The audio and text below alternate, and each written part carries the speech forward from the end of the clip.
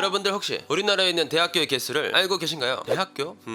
이거 너무 많아서 잘 모르겠는데 라고 생각하시는 분들이 많으실 겁니다. 통계청에 따르면 우리나라에는 2021년 기준 일반대, 전문대, 교육대, 산업대를 모두 합쳐 336개의 대학이 존재하는데요. 그 중에는 서울대, 고려대, 연세대 등 우리나라를 대표하는 대학들이 있는 반면 원서만 제출하면 입학을 시켜주는 대학들도 있기 마련이잖아요. 그런데 우리나라가 저출산 문제다, 학령 인구 감소다 하면서 발표된 전국 대학 입학자 수 현황을 좀 보게 되면 2012년부터 꾸준하게 전국 대학 입학자 수가 줄어들고 있는 상황입니다. 2011년에는 64만 1060명에서 2021년 48만 7532명으로 15만 명이 넘는 입학생들이 줄어들었죠. 그러다 보니 자연스럽게 수많은 대학교에선 정원 미달이라는 상황이 발생하고 학교에서는 신입생들을 충원하지 못해 정부 재정 지원이 제한이 됩니다. 그러니까 안 그래도 입학생이 부족해서 학교에 돈이 부족한데 학생들이 없으니 정부에서도 학교에 경제적 지원을 안 해주겠다는 거죠. 뭐 이런 상황이라면 학교 측에서는 여러 문제점을 보완하고 개선해야 하잖아요. 결국 이제는 장학금 제도라든지 취업률, 교육 연계 프로그램 등등 학교별 경쟁력을 키워 신입생들을 모집해야 하는 것이죠. 하지만 우리나라 대학교의 현실은 생각과는 조금 거리가 있었습니다. 아무리 지방대에서 개선을 한다고 한들 학생들은 수도권 대학으로 진학을 원하고 있고 일부 대학에서는 비리에 휩싸여서 폐교 직전까지 가기도 하고 정부의 지원이 막히면서 국가 장학금이라든지 학자금 대출이 안 되기도 하면서 부실대학에 선정되는데 2021년 5월 20일 교육부 발표 내용에 따르면 2022학년도 재정지원 제한대학으로 지정된 학교는 18개나 되었죠. 자, 그럼 늘의 1급 배밀 우리 학교에 오면 능동적인 편입 기회가 주어져요. 국내 부실대학 편지금으로 시작합니다. 대학이란 고등교육을 베푸는 교육기관으로 국가 인류 사회 발전에 필요한 학술 이론과 응용 방법을 교수하고 연구한다. 그러니까 이 대학이라는 건 학문의 끝판왕, 학문이 꽃피우는 전당으로서의 의미를 가지고 있죠. 하지만 시간이 가면 갈수록 이런 이야기가 들려오는데요. 벚꽃이 피는 순서로 대학교가 망한다. 그렇다면 도대체 왜 이런 말이 나오게 되었는지 한번 살펴봅시다. 때는 1996년 김영삼 전 대통령 시절 정부는 대학의 다양화와 특성화를 유도하겠다는 취지로 하나의 정책을 내세우게 됩니다. 바로 531 교육개혁. 이 정책은 노태우 전 대통령의 대학 증설 공약에서 시작해 김영삼 대통령 임기에 도입된 정책으로 531 교육개혁으로 대학 설립을 인가제에서 허가제로 바뀌게 됩니다. 인가제에서 허가제?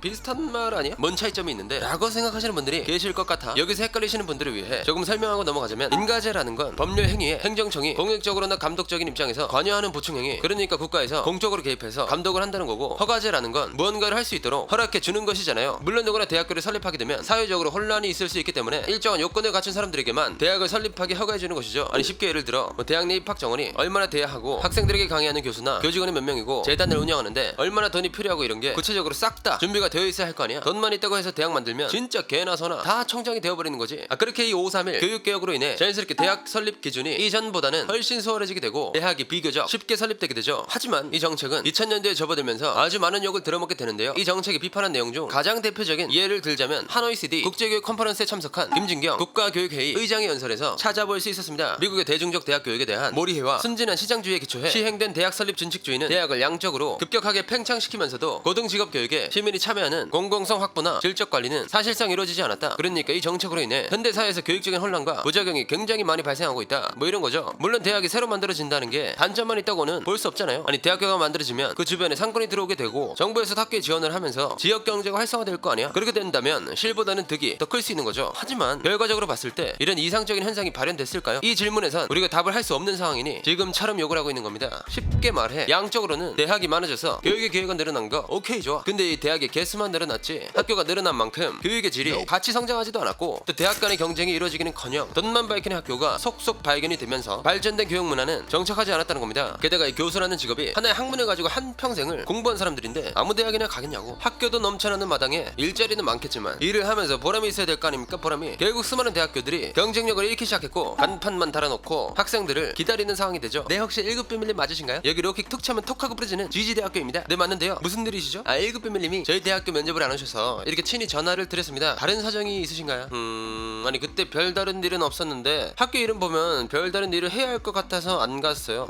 그러시군요. 그렇다면 지금부터 전화 면접을 실시합니다. 이렇게 어떻게 해서든 학생들을 입학시키려고 하는 것도 있었다고 하네요. 아니 경쟁력도 없고 대학교의 기능을 잘 하지도 못하면 금방 망하는 거 아니야? 어떻게 버티는 거야? 도대체. 아무래도 당시 우리나라에 너무 많은 대학들이 설립되다 보니까 상황이 어땠냐면 공부 잘해서 원하는 대학을 가는 사람을 제외하고 대학은 가고 싶은데 성적이 안 돼서 진학을 포기하는 사람들도 있잖아요. 근데 2010년까지 그런 사람들이 거의 안 보였어. 이때 당시 고등학생의 대학 진학률은 80%에 육박했으니까 진짜 개나 소나 싹 다 대학교를 진학을 해서 공부를 하든 말든 일단 간판부터 따고 보는 거야. 그러다 보니 학생들은 대학을 안 나오면 출세하기 힘든 사회적인 인식이 바뀌어버리게 되었던 거죠. 물론 2010년에 들어서게 되면서 대학 진학률이 70%로 점차 떨어지는 추세이긴 합니다. 하지만 지금까지도 대학을 나와야 사회생활을 할 수 있다는 인식이 강한 건 사실이죠. 그런데 요즘 대학 나와도 취업 안 되는 사람들이 더 많지 않나? 네, 그렇습니다. 번듯한 대학 나와서 삐뚤어 만들어진 직업을 가지는 사람도 봤고 이름만 말하면 다 할 수 있는 대학을 나와도 많은 사람들이 공무원 시험을 준비하는 게 요즘 현실이니까 뭐 전체적인 사회를 좀 둘러보게 되면 아직 취업을 하지 못한 청년들이 대학을 안 나온 사람들보다 대학을 나온 사람이 더 많잖아요. 수치상으로만 봐도 고등학생의 대학 진학률이 지금도 70%에 달하니까 보다 양질의 직업을 바라는 부분이 있는 겁니다. 아니 뭐 비싼 등록금 내고 대학을 나왔는데 당연히 좋은 직업을 가지고 싶은 게 사실인 거지. 게다가 전반적으로 경제 양극화 현상이 일어나면서 취업 가능성이 점점 더 낮아지고 있죠. 참 안타까운 현실이지만 어찌됐건 대학 입장에서는 어떻게든 살아남아야 하잖아요. 뭐 취업을 잘할 수 있는 학과를 개설한다든가 시대에 맞는 방향성을 학생들에게 제시하기도 합니다. 예를 들면 대학에서 아주 트렌디한 10대 20대 입맛에 맞게 학과를 개설하는 건데요. 요즘 뭐 저출산에 독신주의다 뭐다 하면서 혼자 사는 사람들이 늘어나고 있는데 그럼 뭔 재미로 사나?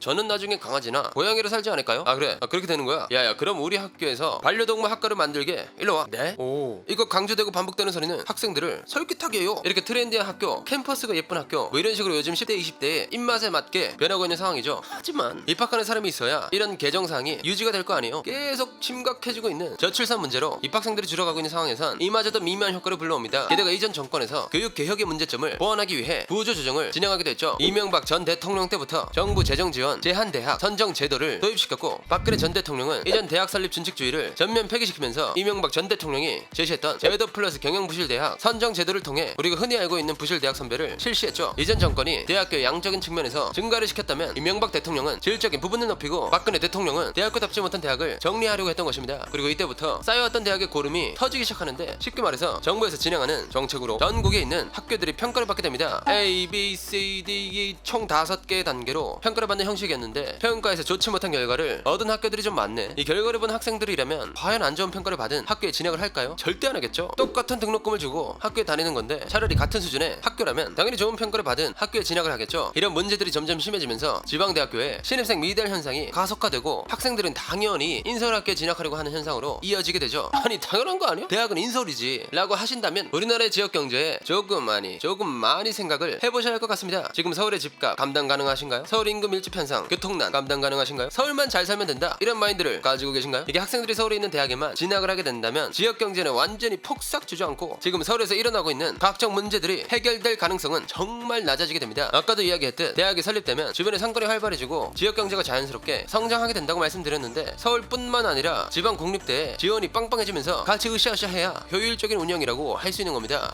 하지만 우리나라의 현실은 그렇지가 않고 사회적인 분위기가 대학은 오로지 취업을 위한 수단으로 여겨지고 있는 상황입니다. 이런 와중에 저출산 문제라는 살벌한 문제가 꿀꺽하고 삼켜버렸으니 경영부실대학, 즉 우리가 흔히 알고 있는 부실대학이 늘어나게 되는 거죠. 물론 부실대학의 선정 기준이 대학의 발전계획, 교육여건, 수업관리, 학생지원, 교육성과 등의 지표를 바탕으로 진단과정을 거치거든요. 만약 부실대학에 선정이 된다면 정원 감축과 여러가지 제약을 받게 되는 상황에 놓이게 됩니다. 물론 부실대학으로 선정된다고 해서 바로 폐교를 하는 것이 아니고 1단계 개선 권고, 2단계 개선 요구, 3단계 명령까지 했는데도 바뀌지 않으면 그때 폐교를 하는 겁니다. 그렇게 선정된 2022년 부실대학 리스트를 살펴보면 4년제 일반 대학, 서울기독대학교, 예원예술대학교, 경주대학교, 금강대학교, 대구예술대학교, 신경대학교, 제주국제대학교, 한국국제대학교, 한려대학교, 전문대학, 두원공과대학교, 부산과학기술대학교, 서러벌대학교, 강원관광대학교, 고구려대학교, 광양보건대학교, 대덕대학교, 영남외국어대학교, 웅지세무대학교, 이 중에서도 한국국제대학교, 경주대학교, 금강대학교, 신경대학교, 제주국제대학교, 한려대학교, 고구려대학교, 서러벌대학교, 광양보건대학교, 영남외국어대학교, 웅지세무대학교는 2019년부터 4년 연속 정부 재정 지원 제한대학으로 선정되었는데 그러니까 방금 말씀드린 학교는 정말 안타깝지만 언제 폐교해도 모른다 라는 겁니다. 그리고 2021년 8월 17일 교육부가 2021년 대학 기본 역량 진단평가를 발표하게 되거든요. 근데 여기서 좀 예상하지 못한 결과를 볼 수 있었습니다. 평가에서 탈락한 학교는 총 52개 대학이었는데 이 중에는 성공회대, 수원대, 용인대, 그리고 인하대와 성신여대가 포함되어 있어 큰 충격을 받게 되었죠. 아니 인하대랑 성신여대? 이런 학교가 기본이 안 된다는 소리야? 라고 생각하시는 분들이 있으실 겁니다. 이 부분에 대해서 많은 사람들이 항의를 하고 정확한 근거를 밝혀달라고 소리쳤지만 교육부의 반응은 아직 묵묵부답으로 평가 기준을 공개하지 않았습니다. 결국 인하대, 성신여대 또한 정부의 제안을 받지 못하게 되면서 부실대학에 버금가는 프레임이 씌워지게 되죠. 이로 인해 교육부에 대한 신뢰는 좀 안타까운 상황인 것 같습니다. 그럼 만약 학교가 폐교한다고 했을 때 학생들이나 학교에서 근무하는 사람들은 어떻게 되는 거예요? 참으로 유감이지만 짐 싸야 합니다. 한마디로 폐교한 대학에서 근무했던 교수들이나 교직원 그리고 학생들은 순식간에 갈 곳을 잃게 되는 거죠. 뭐 학생들은 다른 학교로 편입하는 경우가 제일 많고 학교에서 근무했던 교수들이나 교직원들은 일자리를 잃은 거나 다름없는 거잖아요. 근데 이게 또 폐교했던 학교에서 근무했다는 이력 때문에 다른 곳으로 재취업이 안 되는 경우가 많다고 하네요. 게다가 일부 학교에선 학교의 설립자나 이사장이 비리로 폐교되는 경우도 있었는데 이 책임을 학교의 구성원들과 학생들이 져야 하는 상황이 벌어지고 있는 것이죠. 이렇게 각종 비리 문제뿐만 아니라 학령 인구 감소는 우리나라의 수많은 대학을 폐교 위험에 빠뜨릴 것으로 예상되는데 교육부는 어떤 해결책이라든지 대책을 마련해야 할 것으로 보여집니다. 자 그럼 자신의 목표를 실현하기 위해 진학한 대학이 본질적인 순기능을 할 수 있는 날이 오기를 바라면서 오늘의 1급 비밀 마치도록 하겠습니다. 다음에 또 다른 이야기를 담은 서류 1급 비밀 파일을 들고 다시 찾아오도록 하겠습니다. 감사합니다.